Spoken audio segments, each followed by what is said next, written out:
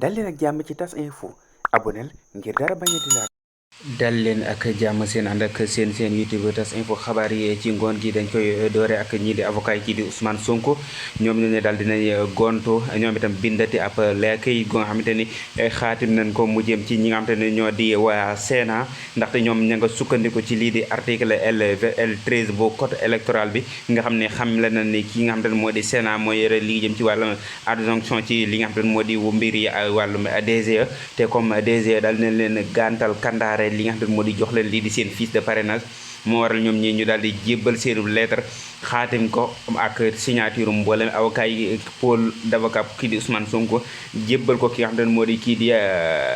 njiital lii di Sénat ngir ñu saytuwaat li nga xam ne moo di lu jëm ci mbir yi kii di Ousmane Sonko ngir mën ko jox li nga xam ne moo di ay fiche de parrainage am ngir mu mën a dal di dem ci collecte bi comme ni nga xam ne ñoom ñëpp noonu la koy amalee mu di collecte de parrainage loolee nekk ñoom ñi ña ngi ko daal di xamle gannaaw ba nga xam ni kii di njiital lee nga xam ne moo di DG di kii di Thiendella Fall daal dina leen gàntal li nga xam ne moo di jox ko lii di fiche de parrainage moom nag prétexte ba mu ca tegan moo di ni ñi nga xam ne ñoo di waa état bi daal dinañ mën a injecté benn recours ngir lu jëm ci li nga xam ne moo di jugement boobu nga xam ne moo amoon fële ca Ziguinchor nga xam ne kii di juge Sabassy Faye moo ko daal di woon xamle ci ngir ñu delloo ci daar ki nga xam ne moo di kii di Ousmane Sonko ci biir liste électorale yi ñoom ñooñu nag ñu daal di wan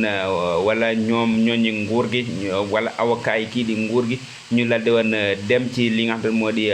dugalaat lool ci cour suprême ngir mu daal di